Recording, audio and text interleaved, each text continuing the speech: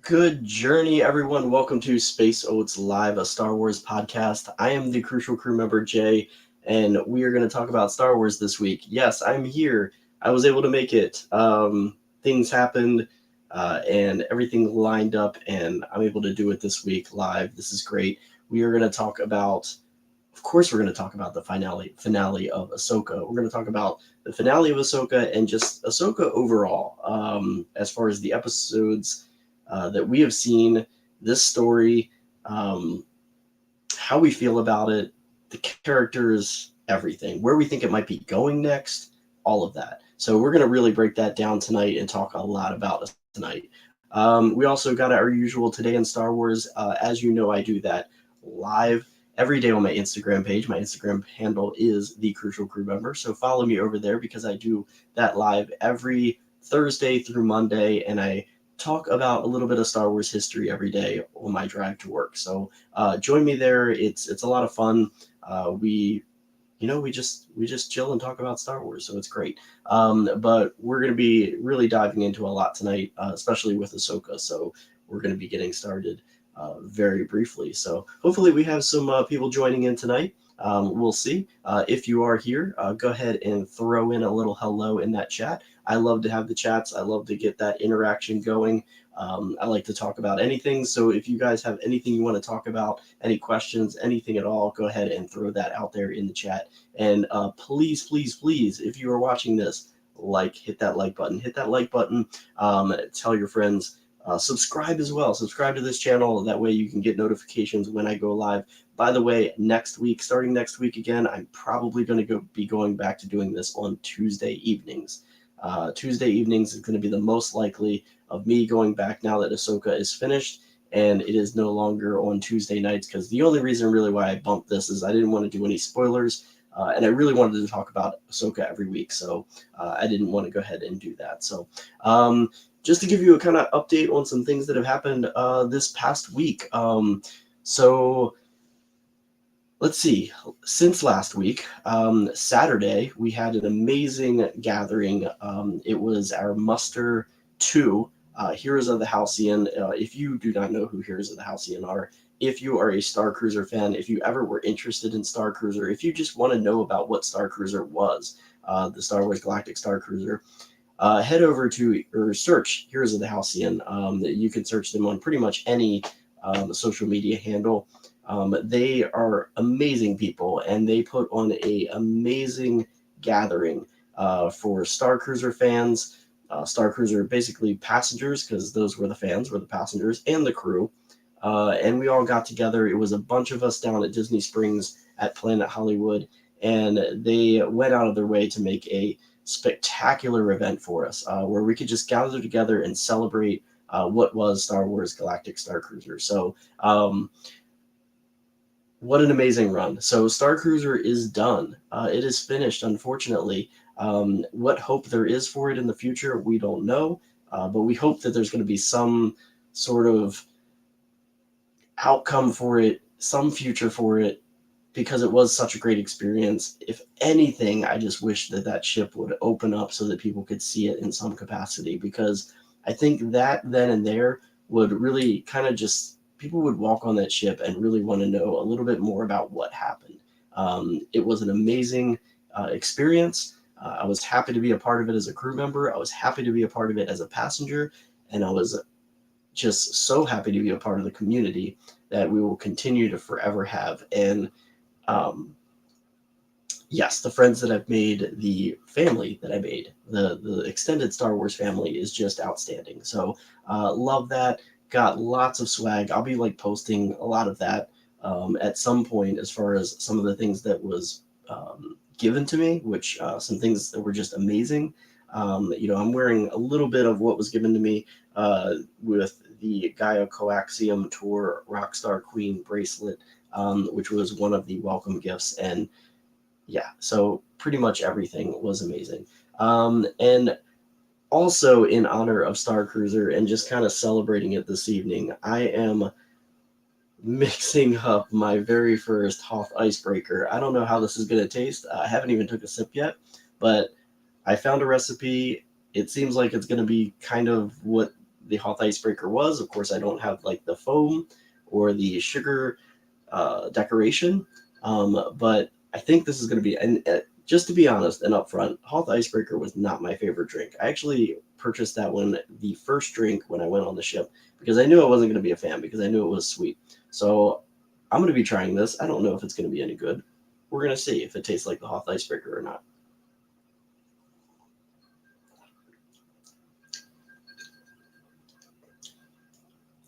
Not so much. Not as sweet. So I'm missing something. I'm missing something sweet in there that basically was, because the Hoth Icebreaker was really sweet on the ship. This is not. I actually like this, honestly. So this is my Hoth Icebreaker. And if I can kind of tweak the look of it, I would love to get those glasses, those amazing glasses on the Halcyon that had that. They went down to a point. They were really cool looking. I'm going to try to find those, because eventually I want to get those glasses. They were amazing. But my Hoth Icebreaker, I actually like this version. So not so much a fan of the one on the ship, because I don't like a lot of sweet. So this is really good. So that's what I'm drinking for this evening, is my version, the Crucial Crew version of the Hoth Icebreaker. So let's go ahead and dive into today in Star Wars, because, I do that every day, pretty much, with either with a post on Instagram, or I go live as well, Thursday through Monday on my Instagram handle, and I talk about something that's happened in Star Wars history. So I got two things, actually, because one kind of segues into Ahsoka. So, but the other one is, and last week, actually, kind of, because we're in that time frame of that old vintage animated television series Ewoks was getting released. Last week, when I did this, was the anniversary of the episode, The Raish, which was an hour-long episode of that. And usually Ewoks was a two-part series when it came out. And season 2, it was just Ewoks. Season 1, it was Ewoks and Droids, animated hour. But the Ewoks second season was just Ewoks. So there was 2 episodes usually every week. And so today in Star Wars history, 1986, we're going back to 1986, those dark days of Star Wars, where we were holding on to anything, including Ewoks, right? So the Ewoks animated series second season episodes, the Totem Master, and the second episode during that airing date was A Gift for Shodu. I think I'm pronouncing that right, but that is Wicket's mother, I believe. I think that was the story for that one, where he was giving her, trying to get her a present for her birthday. But the first one, the Totem Master, was a kind of like a magical being that could basically turn the Ewoks into totems, which was kind of funny. So both of those episodes, I kind of watched them today a little bit, but not really paid attention to them too much. But I got to go back and watch. I watch them all the time. I'll throw them on. They are on Disney Plus. Kind of hard to find on Disney Plus because they're not canon. So if you're ever looking for the Ewoks Vintage series, you got to go all the way to the bottom of the Star Wars page, which is where the Vintage Collection is. So that's where the Ewoks, the droids, some other cartoons, animated series, the micro series from the Clone Wars. You remember those little animated shorts, which are amazing. Always recommend any of that. Also, the Endor, the Ewok movies are on there as well. So all of those things that are not canon are kind of dropped all the way down to the bottom in that Vintage Collection. And that is where you can find that Ewoks animated series.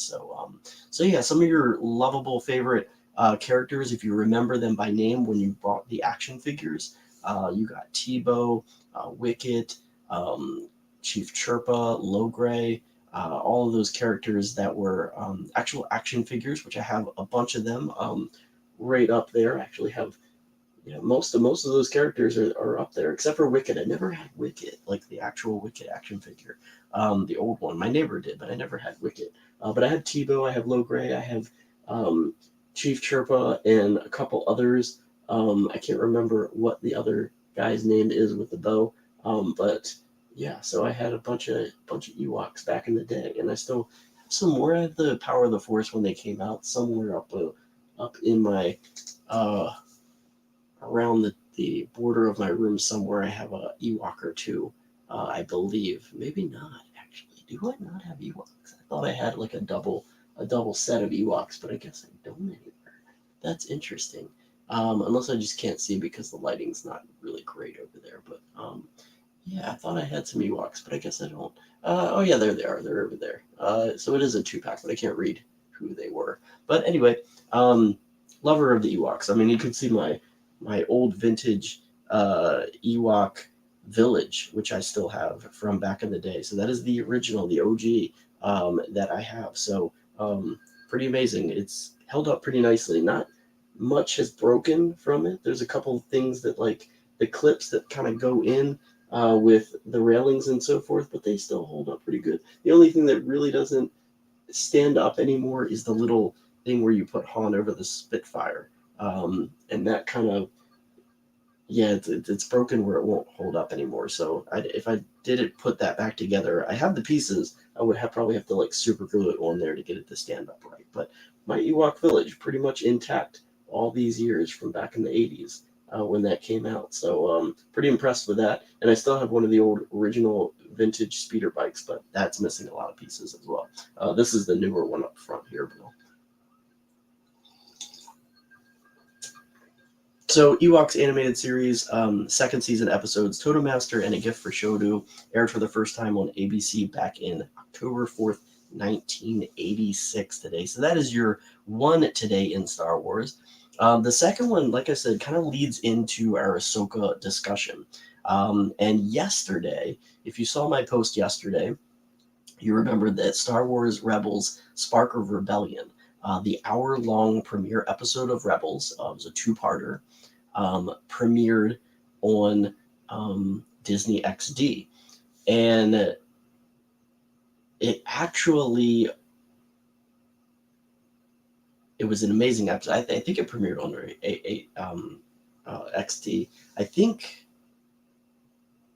remember. So they actually went back. I remember, I think it actually re-aired on ABC with extra footage because that's where they added the Darth Vader beginning, I believe, because it wasn't originally aired with the Darth Vader scene in the beginning where he basically sent the Inquisitor out to hunt down the children of the Force. Star Wars Rebels Spark of Rebellion aired yesterday in Star Wars history, so October 3rd, 2014. October 4th, today, in 2014, Star Wars Rebels Spark of Rebellion was made available for purchase through Apple iTunes, Amazon Prime, Google Play, and Disney XD Video on Demand, which I didn't even know Disney XD had a video on demand section. But you could go ahead and purchase that hour-long movie episode, kind of, or cinematic episode, I guess you would say. And I actually watched this yesterday because, Ahsoka, the finale happened, right? And then right after the finale, I went back and I watched Spark of Rebellion afterwards, which was pretty amazing because I basically went back to Ezra's beginning. So it got just, current Ezra, where Ezra is now. And then I went back and watched when we first got to meet Ezra and Hera and Sabine and Chopper and all those individuals in that Rebels canon, because so many of those characters are now back. So it's great to see that. We didn't get a full-on Rebels reunion. Zeb, not showing up at all in Ahsoka. And of course, Kanan is no longer around. No flashbacks of Kanan. I know some people were kind of maybe hinting that was going to be the case at some point, but so nothing there of Kanan with any flashbacks or any Force ghosts or anything like that with Kanan Jarrus. But we did get mention of Kanan Jarrus, which was great, and we'll talk about that in a little bit. But so Star Wars Rebels Spark of Rebellion made available for purchase through different various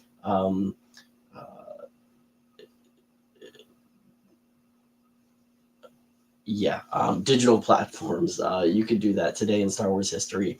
So that is our wrap up of today in Star Wars history. So let's talk about Ahsoka, shall we? Let's go ahead and talk about Ahsoka. Ahsoka finale happened last night. So amazing episode, as I got to say. I mean, it was one of those episodes that I kind of had a feeling that a lot of what happened was going to happen, honestly. There was a couple things that I was kind of surprised about. But then again, with Ray Stevenson not really knowing he was going to pass away, it's unfortunate that they kind of really left his story kind of ended very briefly. There wasn't much of his story in this last episode, and we really didn't get any resolve to his character. So I don't know how they're going to do that. Nothing's been addressed with his character, so we'll have to see. But we'll talk about that when we get into speculation a little bit as far as what we might think happens next. And we'll do that kind of at the end. But let's just talk about part 8. This 8th episode of Ahsoka, the Jedi, the Witch, and the Warlord. What a great title! First off, the Jedi, the Witch, and the Warlord. Obvious connections to the Lion, the Witch, and the Wardrobe, or the Lion, right? The Lion, the Witch, and the Wardrobe. Yeah. So the Jedi, the Witch, and the Warlord, a little bit different. So I love how they the titles were really amazing in Ahsoka, by the way. So let's just run through those titles real quick, because the titles had a lot of great meaning. Going back to part 1, Master and Apprentice, which honestly, Master and Apprentice, I feel kind of set up this whole series of Ahsoka, because I think that's a lot of what this story of Ahsoka was about that carrying on of Master of Apprentice and Apprentice. So, I mean, even behind the scenes, kind of that passing of the torch to Dave Filoni from George Lucas, with these characters that were created by George and kind of passed through to Dave and entrusted to Dave to develop these stories. And I know some people have actually compared this part of the story of Dave's story here with Ahsoka as like the Empire Strikes Back part.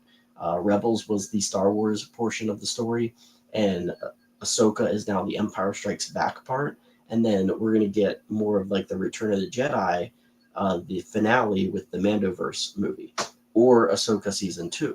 So we're going to have to see like where that goes. Are they going to make it Ahsoka season 2? Are we just going to leave this story and kind of intertwine everything that happens in the current galaxy mixed in with whatever next season of like Skeleton Crew or Mandalorian or whatever else gets its next season, and then Ahsoka will just kind of stay. Maybe we'll get a separate Ahsoka season, and then Ahsoka will basically show up in the Mandalorian movie as well. But again, we'll talk about that speculation a little bit later. Somebody's joining in, it looks like. Yeah, so going back to, I really feel like this whole series was about Ahsoka going from apprentice to master. And you could kind of tell where that like flipped in the series.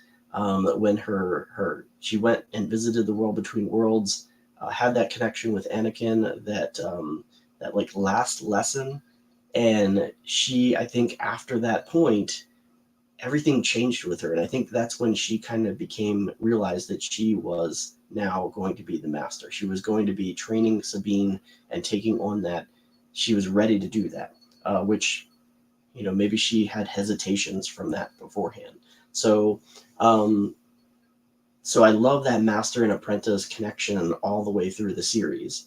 And you really do feel that she is standing on her own. She's ready to take that path of being a master and taking on Sabine as the apprentice, and them starting their own story, their own path, as they're still on Peridia at this time. Again, we're talking about these titles, these amazing titles, so and how they kind of carried through. Toil and Trouble, that was an amazing title for episode 2. Really set up that like darkness of that within that master apprentice relationship that Ahsoka and Sabine had, and as well as what was going on with them getting attacked by Balin and Shin Hati, and really realizing the threat to the galaxy that was happening. So that Toil and Trouble had a really good good title as well. Time to Fly was that was that really short episode. It was the shortest episode of the season, and this took place pretty much all in space, so it was a very appropriate title there as well. Not my favorite episode. I think that was probably my least favorite episode of this season.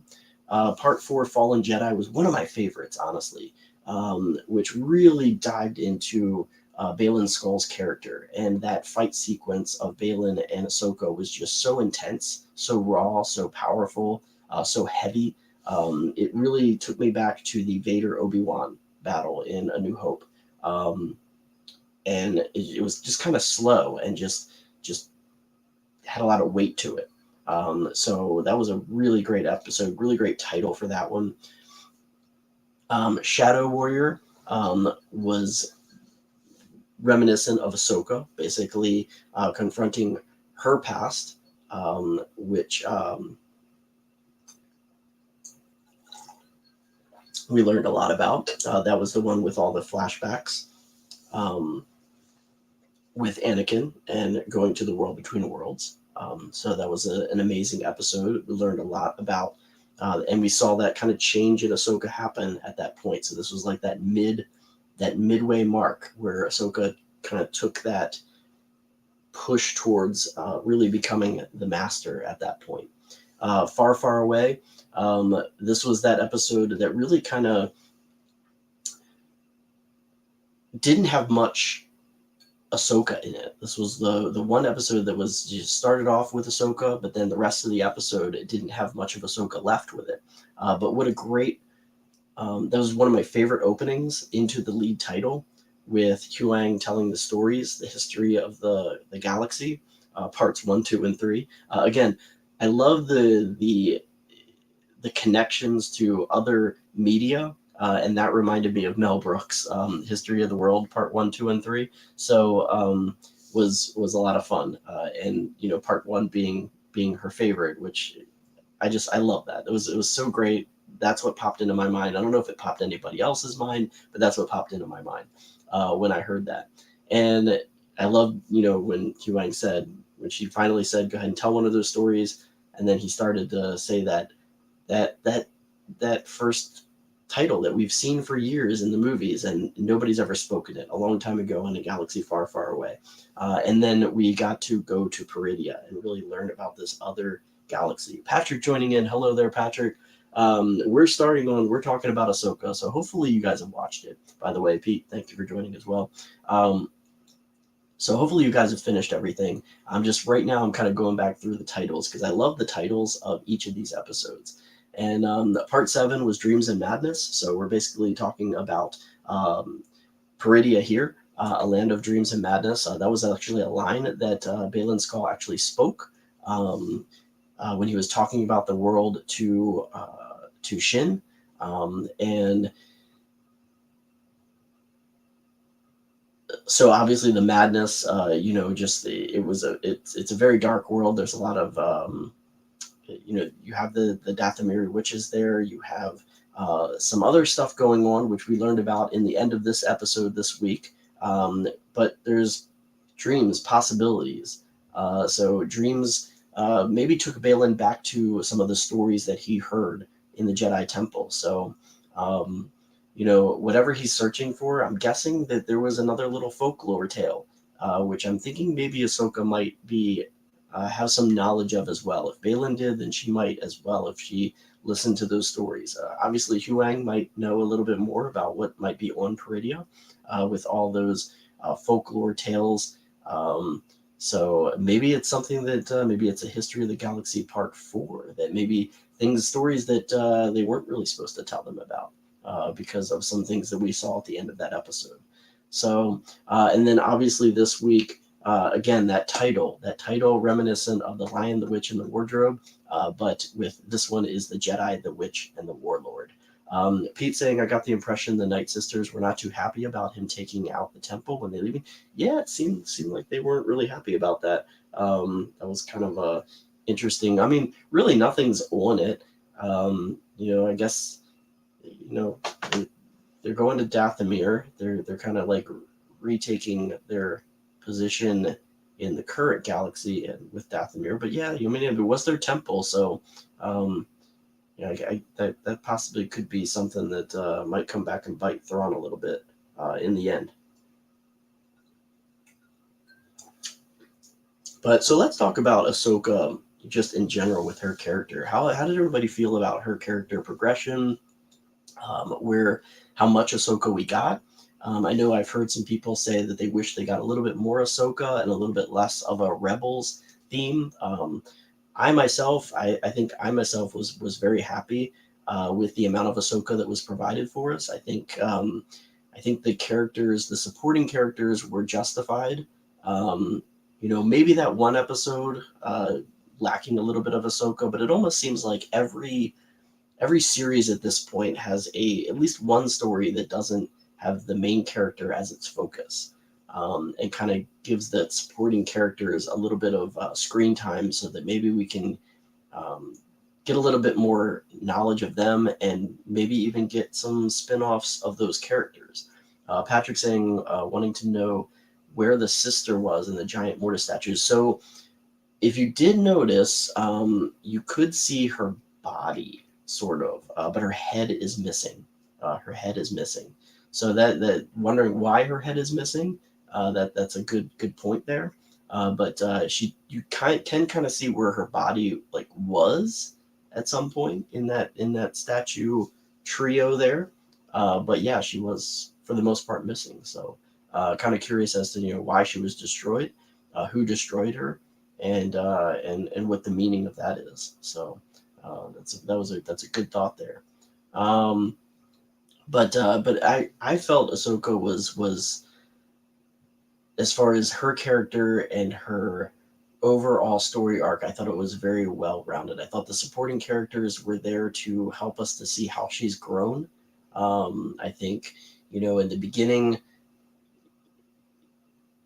she's at that point where she feels like she's by herself and she doesn't have anybody that she can count on. But then kind of realizing that she does need help and reaching out to Hera, and then eventually getting Sabine connected in, really realizing that she can put her faith and trust in her friends, and becoming more of a team again, and also gradually getting back into that mentorship, that master over with an apprentice, which she felt like, I guess that she felt like she couldn't do, or she was scared to move forward with that, seeing what happened with Anakin. So Patrick saying he wanted a little more Ahsoka. Okay, I've heard other people say that. Need to be depowered. She had defeated Maul, survived the 501st, but she struggled in some fights. Yeah, I mean, she struggled in some fights, but if you think back, that was at her height, of being a Jedi, training all the time. And plus, we're dealing with other people that she's never really dealt with. You're dealing with someone. Baylan Skoll's been around for a long time as well, so you can probably put him on a level as maybe Obi-Wan Kenobi. Possibly, we don't really know much about Baylan Skoll, but he seems very wise, and it seems like he has taken the knowledge and continued to learn. Not give up the Jedi way, but know the Jedi way, but then also learn about the other side, the dark side. So he has both sides. And I think Ahsoka, for her part, is almost feeling like she's learning that she has to kind of be in the middle as well. So I think that's I think the struggle was justified, honestly. I think there was a lot of weight going on in those fights with her and him. And I think it was equal, and I think that was justified, honestly. And then, of course, with Morgan Elsbeth, this is a power that really she's kind of unaware of at this point. This is something completely different. This is a different type of dark side force or magic, if you will. Because I feel like the Night Sisters, I've always felt like the Night Sisters' magic is kind of their version of the Force, just like the Ewoks. You watch even like the animated series, they have magic. which I feel is the Force as well. And I feel like all these different powers from these different species are all the same. It's just everybody calls it something different and wields it different and controls it differently. So I believe, it's kind of like the Force is the same, and I'll kind of explain how I think that this story is like going with that. Maybe my weird and wild predictions that I have as far as this goes. Yeah, I mean, I agree. She struggled in some fights, but I think it was justified as far as that goes. Then again, she also didn't want to fight any more than Anakin's lesson. True, true. Yeah, so like, she did struggle in that one fight with Balin, losing right before her World Between Worlds visit with Anakin. It really basically that live or die. So the MMA of the Force, right? Yeah, I agree. Tapping into it differently, I so agree to that. So that's something that yeah, I've always kind of felt with when I've learned about those other magics and so forth. By the way, I'm gonna just pop into a different screen here, my different camera, just because I like this camera a little bit better. It's a little bit clearer. But yeah, so I feel I loved Ahsoka's path, and I love how it's ended. I kind of had this feeling that, yes, I think everybody had this feeling that we were going to leave Ahsoka on Peridia. Where we go next with Ahsoka, I think it was a great ending. I kind of knew that we weren't going to get an ending to Thrawn. I think we all knew that Thrawn was going to win at the end of this, or survive at the end of this. But just because we know Thrawn is awesome, and I think we knew that had to be portrayed to those that were watching. That if they didn't know Thrawn, they had to realize how much of a threat he was in this first season in order to use him as a big bad for a while, because I think he's going to stick around for a little bit.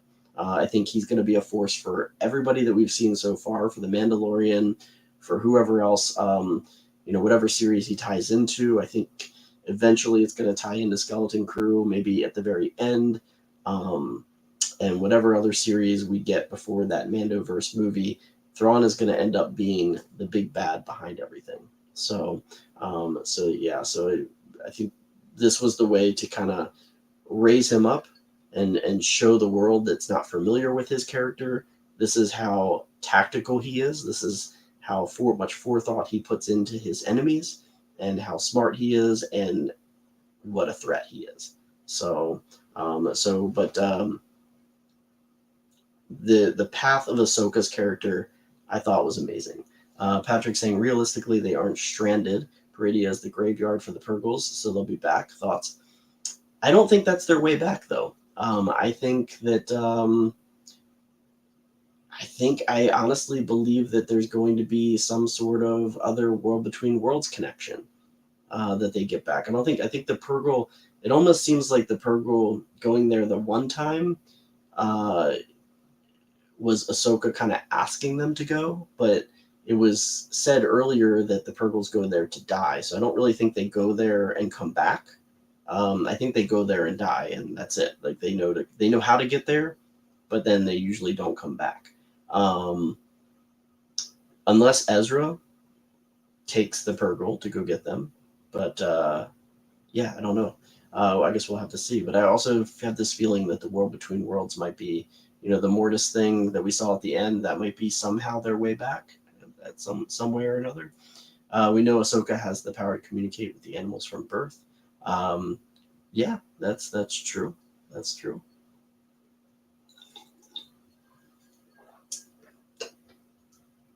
Yeah, I think that's kind of bringing into play the convor at the end as well. But the convor being there, I think, is also showing that their path is there right now. So I think we're going to get in my opinion, we got to get an Ahsoka season 2, which may have nothing to do with Thrawn. Like my almost thoughts are that we might just get an Ahsoka season 2 dealing with, which again, the Balin thing, I don't know what's going to happen, but Shin Hati, I think I think there's going to be a story, maybe even a whole season on Peridia with Ahsoka and Sabine, and dealing with this whole Mortis thing, with what we saw at the end there. So I guess we're going to have Balin recast. I just I guess we'll find it. We'll have to find out at some point, right? Disney's going to have to address that sooner or later, and we're going to learn whenever that might be. So unless they just totally abandon it and maybe we get it in comic book form, and then we just go straight into wherever the next story was going to go. So I don't know. I would love to see where it was supposed to go or know where it was supposed to go though. But anyway, so Ahsoka, her character, amazing. Rosario Dawson did an amazing job. I love the lightsaber techniques that were different from in the beginning of the episode all the way to the end. I thought that it was just so much fun to watch Ahsoka have all of these different techniques being learned, different styles of lightsaber fighting, which we got a lot of different look at that, which was pretty awesome. Patrick needs to sleep. Fought you for a few. Have a good night. All right. Have a good. Caught me for a few. Fought the sleep and caught me. Right.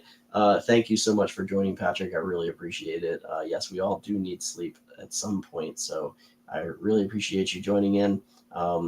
Yeah, I really should get sleep too, as I'm gonna have a long day tomorrow, but that's okay. I am willing to sacrifice sleep for talking about Star Wars, but yeah. So that's the Jedi of Ahsoka, of this final episode, the Jedi.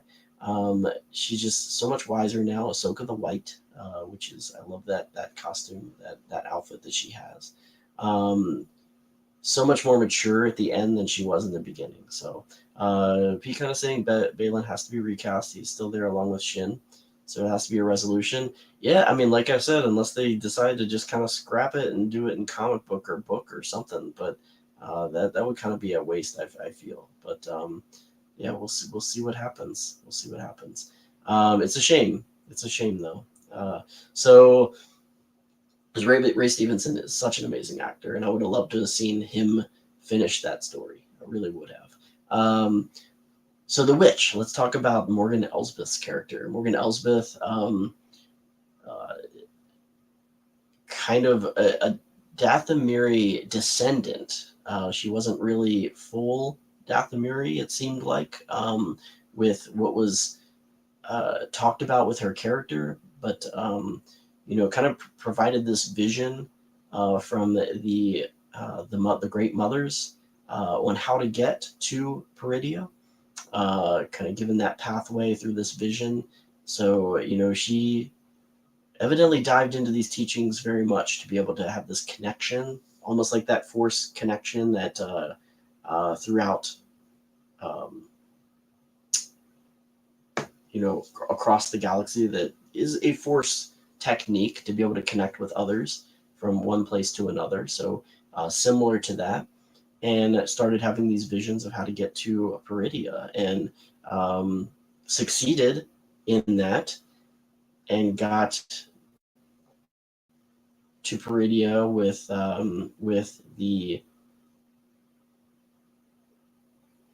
the means to be able to bring the throne back. And kind of her reward for everything that she has done up until this point is to gain more power. So obviously she has some of this dark magic that the Dathomiri have, the Great Mothers have, and so forth, but not all of the power. And she's given this extra power by the Great Mothers, which kind of gives her that look and everything of the other Great Mothers, the Night Sisters, giving her more of that Night Sister look that we are more familiar to. And also gets a nice little Easter egg of a weapon. They conjure up the sword of Talzin, which if you are a fan of the Clone Wars, you remember Mother Talzin, and that was the same sword. So I have a feeling that we are going to see that sword at some point. in Galaxy's Edge, possibly as a legacy saber, as you will. It is kind of a saber. It's kind of like a dark saber, but it doesn't actually retract. But it does. It's kind of like I guess you would say like a force pike, a little bit of cross between a force pike and a dark saber or lightsaber. And Yeah, it had that like glowing forcey magic around it, that green glow. But it was, you could touch it. She was like holding the blade and steadying the blade, and she had her way. She was staying right there with Ahsoka in that battle, which was pretty amazing. But as everybody had predicted, somebody was going to die. So the witch is dead. Ding dong, the witch is dead. Morgan Elsbeth. Now, if she actually is dead or not, we'll have to see. Because, in Star Wars, everybody comes back to life, right? So who knows? And especially in this episode, many, many people came back to life. So we'll see what happens. We'll see if Morgan Elsbeth is gone for good. But that was the witch of this series. And then, of course, the Great Mothers, as was mentioned before, they weren't too happy when Thrawn kind of opened fire to the temple, but they are headed back to Dathomir, the actual Dathomir. So we're actually going to see Dathomir in live action at some point, I guess, which is going to be Thrawn's kind of home base with whatever, I mean, obviously they pulled some stuff out of the catacombs. So my guess is possibly Night Sisters, possibly Night Brothers, that may be resurrected in some way or another. So we'll have to see what happens. That would be pretty awesome to be able to see some Night Sisters and Night Brothers, armies of those, which would be really amazing.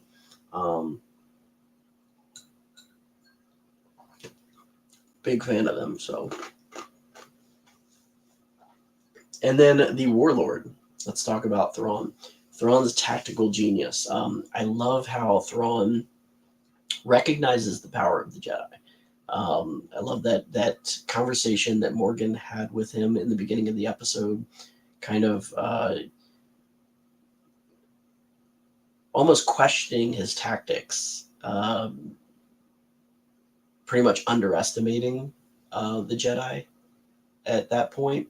And Thrawn basically saying, that he knew others that thought like her, and he even once did, that as he was vested by a single Jedi, talking about Ezra and what happened at the end of Rebels, and many others that have had that same defeat.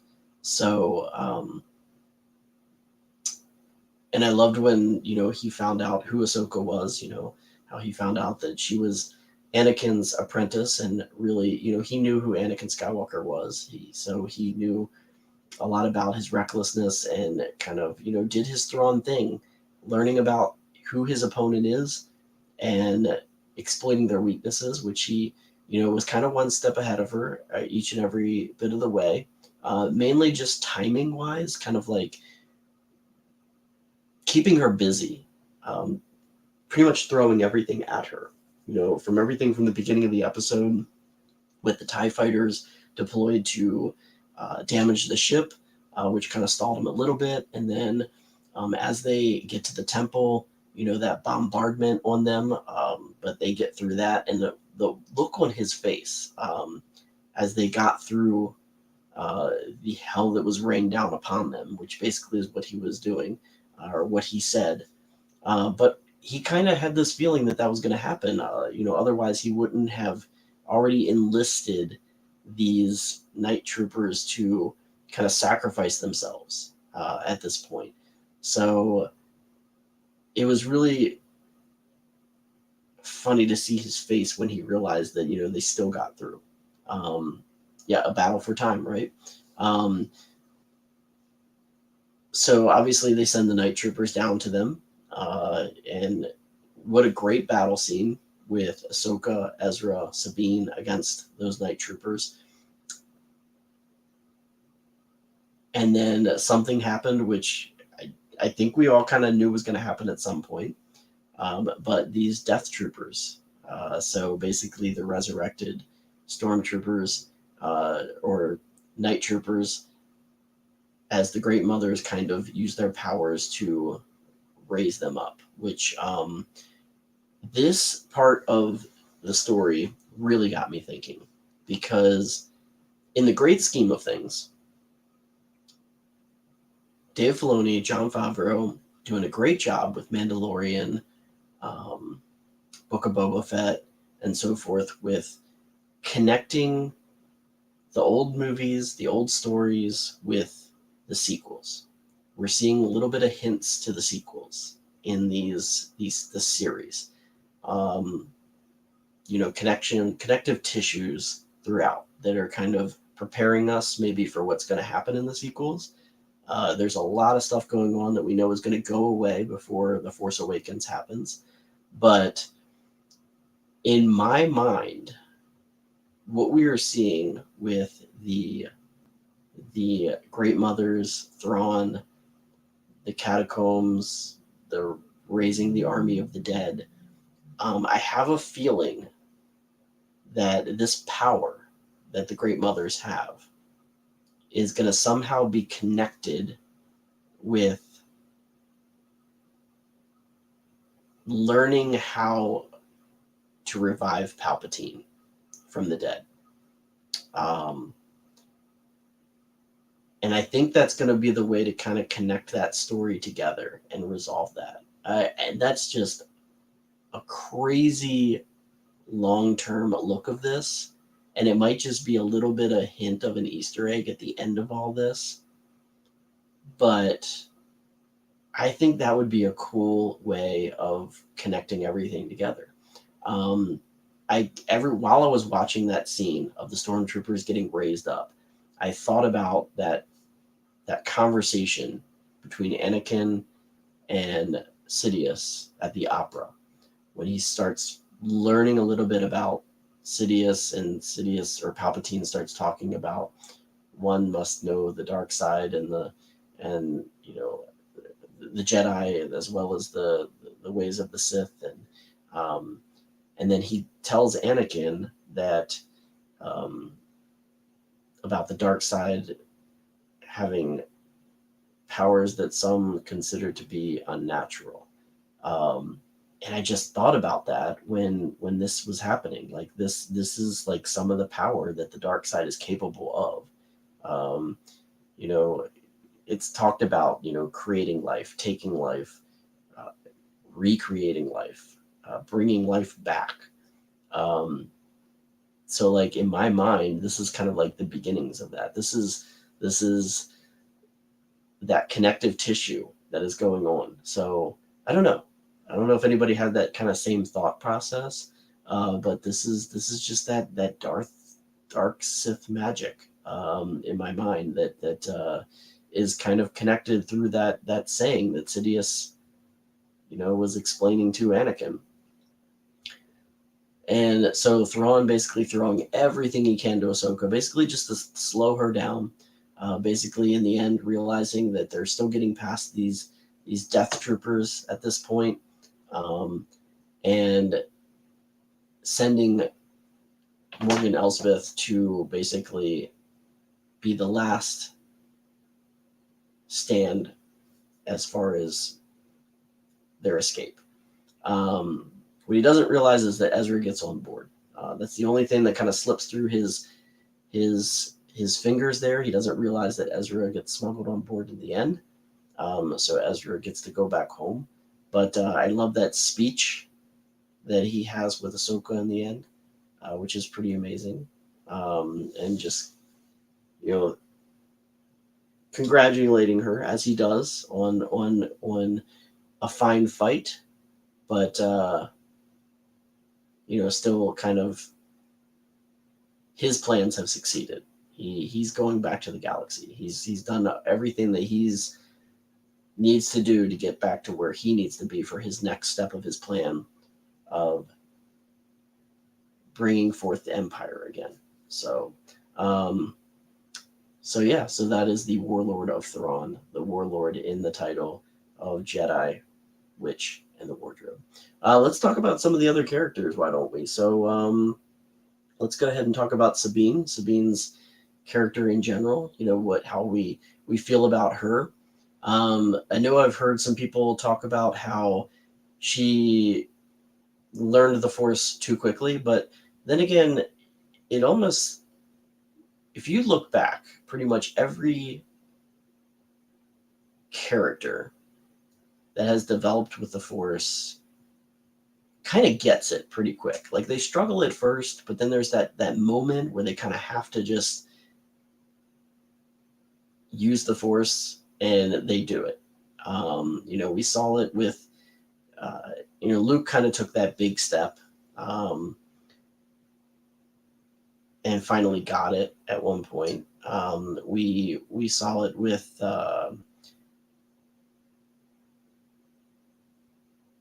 Rey. We saw it with,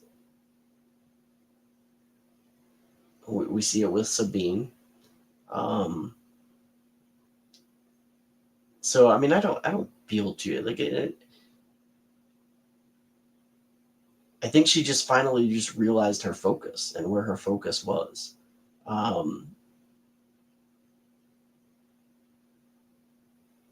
She was able to clear her mind and just at that moment of life or death, like she almost kind of was bouncing off of Ahsoka's lesson with Anakin in the World Between Worlds. You have to make that decision. It's either life or death, and I think she got it without even getting that lesson, and it was just pure focus at that point in time. Someone learning to wield the Force outside of the Jedi teachings is found in stress, right? Yeah, I totally agree. There's so many of that. Even we saw it with Ezra, we saw it just with so many other people that have kind of learned it outside of the Jedi Temple, the Boken Jedi, as you were. Grogu did it as well. Just kind of like knowing that you just it's you have to do it. It's there. You've been taught about it, and you just it's live or die at that moment, and that's where it just comes forth. And then I think that once you grasp that and you made that connection, it becomes easier to make that connection again.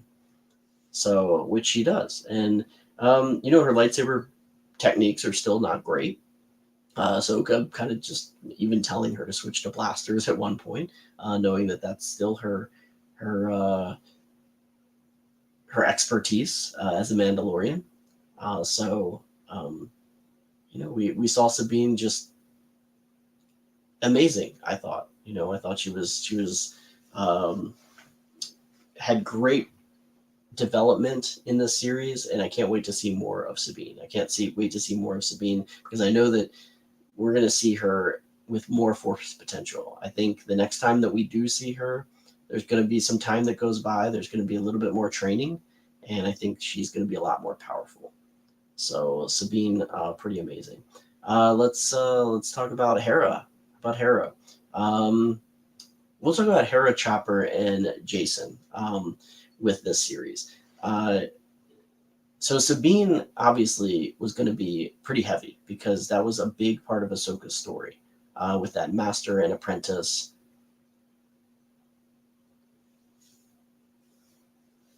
focus throughout this whole series.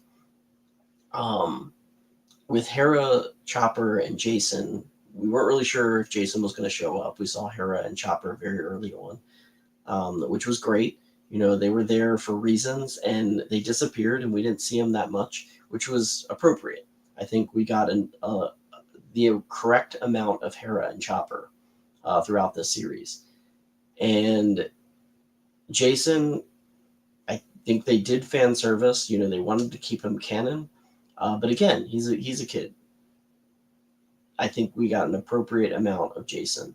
I think it'll be really cool, whatever instance that we see Ezra in next, with whatever scene we see him in next with Hera. I almost feel that I want to see a scene where him and Jason are kind of having a moment together, and then Jason go away, and then basically Ezra say something to the fact of how he is reminds him so much of Kanan. So there's got to be that potential of Jacen and Ezra possibly being master and apprentice, maybe at some point. Maybe Ezra takes on that role as Kanan taught Ezra, so maybe Ezra will teach Jacen, which would be pretty awesome to think about. Which brings us to Ezra Bridger. Didn't really know how much we were gonna see from Ezra Bridger in this series, but before we do that, Pete talking about Jacen being able to hear the world between worlds was cool. Yeah, we obviously knew his force potential was going to be there, being the son of Jacen or Kanan. I also thought it was interesting that Hera could hear the lightsabers as well. So it just goes to show that like everybody has that potential to connect with the force in some way or another. Whether it be by someone else's mentorship or whatever that might be. So, but Ezra, I thought it was great use of Ezra. I like to kind of see him in the beginning, kind of like refusing to use the lightsaber and really showing how the Force has become his ally. He's become more connected with the Force. He's still studying the Force and training in that way. So it's really awesome that we got to see that part of him, especially that when Shin goes to swing and he stops her lightsaber, and you can actually see her lightsaber blade kind of bend a little bit, which was really cool to be able to see the blade bend.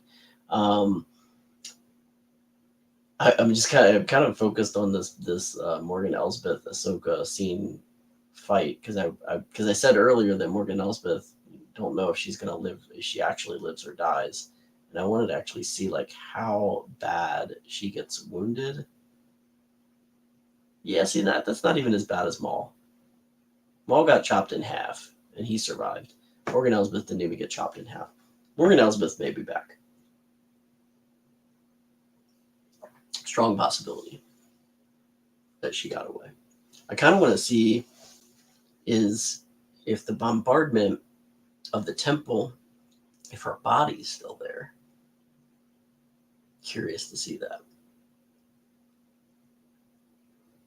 Because I'm actually watching that scene now, so interesting to think about that. So if she actually did meet her demise or if she's going to be back at some point. Looking around, looking for her body because she's still in the ground there.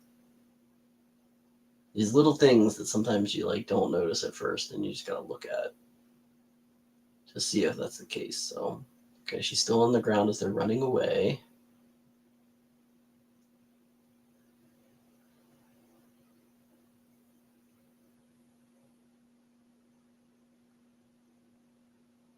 The Great Mother is looking at Thrawn when he basically gives the order to destroy the temple.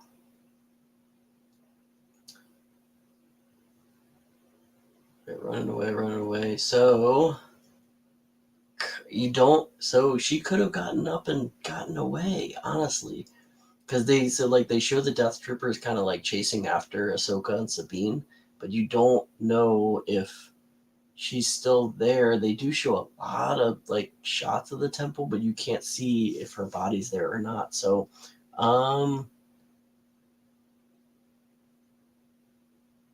but it kind of does all go down unless, yeah, I don't know. Without the temple, will she lose the power she got from the mothers if she does come back? Yeah, that's true as well. I don't know. The whole temple does collapse. There was like no way that she could have like gone down because it does collapse in itself. So unless she uses some power to fly away or whatever, I don't know, or jump somewhere, who knows. But anyway, Ezra Bridger,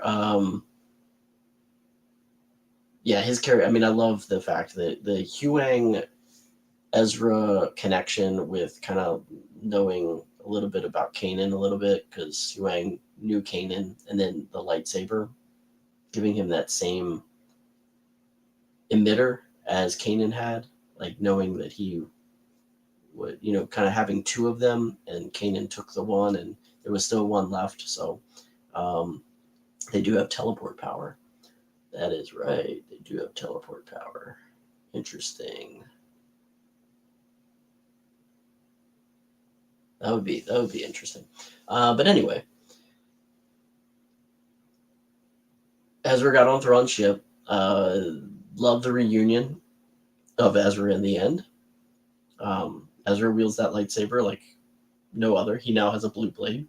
Used to have green, now he has blue, just like Kanan. So pretty cool to see him kind of follow in the footsteps. Just like Master and Apprentice. You usually see the apprentice lightsaber look a bit like their former masters. And Ezra now, this is his third lightsaber.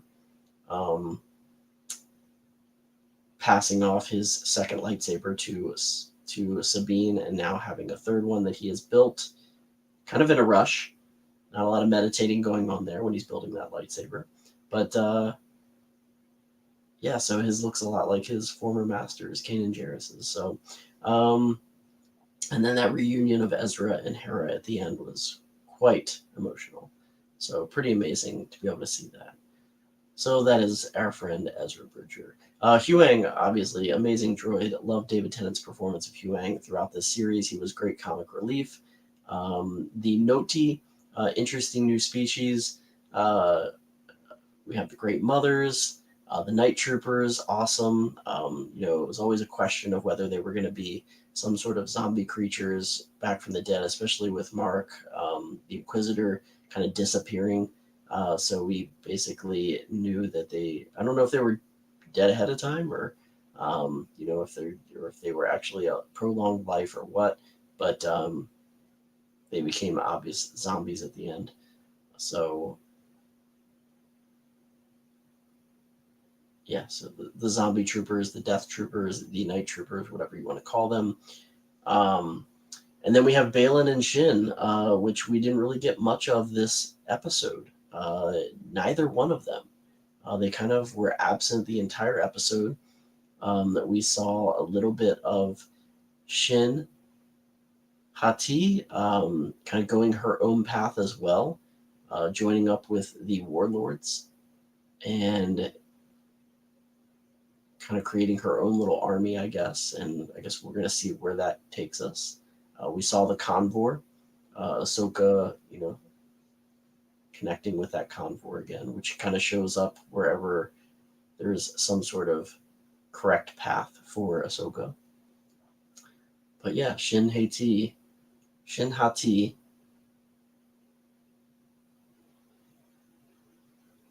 kind of taking her reins as leader of these warlords. So curious as to what her path is going to be within this storyline. And then, of course, Baylan Skoll looking out over the Peridia landscape from the father statue of the Mortis and you do see the daughter's body. So I know Patrick was saying that you do see the daughter's body. The body is there, the head is missing. And he's looking out over at this light across the way intensely. So don't know what that light is at the top of that mountain, but Baylan Skoll's character has a lot of story to tell, which unfortunately Ray Stevenson will not be able to tell it. So absence of Zeb, some people were disappointed. I was okay with that. I was fine with that. They did mention him, that he was off doing recruitment and training. So that's fine. Enoch, we never really got an idea of where he came from, who he is, the Grand Captain of Thrawn's army. So don't really know much about him yet still.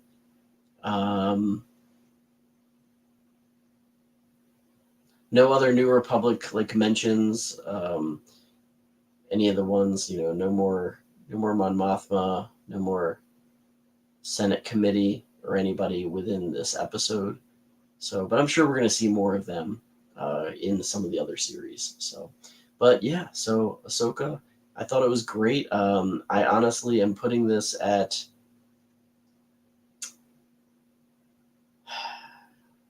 It's tough. It's tough. It really is. But I'm gonna say that this has to be my favorite series so far. And it's funny because Andor was so great. Andor is like right up there. It's because it's so new and so fresh and so different, but this just has so much fan service. Has so much fan service. And like Mandalorian is great, but Mandalorian the first season was amazing, but this is definitely my favorite. So just watching Hera's face as she sees Ezra, so it's really, really awesome. What a great reunion. What a great reunion. So I guess we'll find out. What do we think is going to happen next? Where is Ahsoka going to go? Is this going to be a season 2 of Ahsoka? I think so. I think season 2 of Ahsoka is going to mainly deal with Peridia, this other galaxy. Either the whole first half of it is going to be on Peridia, and then we'll get an ending of Ahsoka like coming back to the galaxy. But yeah, I have a feeling that this whole Peridia thing is going to take a long time to resolve. So the next series, presumably Skeleton Crew, right? Right? Is that supposed to be? I mean, it was supposed to come out the fall of this year, getting pushed back to next year. So guessing that that's going to be the next one that comes out. So I guess we're going to learn a little bit about how that fits into the Mandoverse. But we got some time. We got some stuff that, again, we're going to go back to doing this on Tuesday nights. We do have some more Young Jedi Adventures coming out that will give us some Star Wars, I guess, until the end of the year. And then we're going to have to wait a little bit. So a little bit of time, but be patient. It's not like it's the dark times. It's not like we have to wait years for Star Wars. We got a lot going on. And who knows, Disney might have some things under their belt that they just haven't been announcing. Pete basically agreeing. Andor, a great story. No Jedi, no lightsabers. Yes, I think that's what makes it so great. It's so different. But it's so Star Wars, and it's just amazing. So that's about it. That's a wrap. Again, we're going to do this next week. We're not going to be talking about Ahsoka, obviously. But we are going to do a crucial character pick. Not sure where I'm going to be picking from yet. So I still haven't done a solo pick. I still haven't done... What else haven't I done? I know I've skipped a couple things because I haven't really picked some of these characters out. But yeah, we're going to do a crucial character pick next week. And maybe we'll do some other stuff. Maybe we'll check out some of the stuff that I've gotten over the weeks, the months, with some amazing swag and some new lightsaber hilts and all sorts of stuff. Speaking of lightsaber hilts, I did kind of confirm the other day when I went to Galaxy's Edge, the Caleb Dune lightsaber is coming out in November. That's going to be a hard one for me because I'm probably going to have to get that one. Yeah, and that's going to be it. It's going to be it for tonight. Pete, thank you for joining. Patrick also joined in. I appreciate it. Anybody else that's watching this later, thank you so much. Please hit that like button. Please subscribe. Follow me on Instagram. I'm there as well. And until next time, watch some Star Wars, listen to some Star Wars, play some Star Wars, read some Star Wars. But most importantly, whatever you're doing, may the stars light your way. Have a great evening, everyone. See you next week.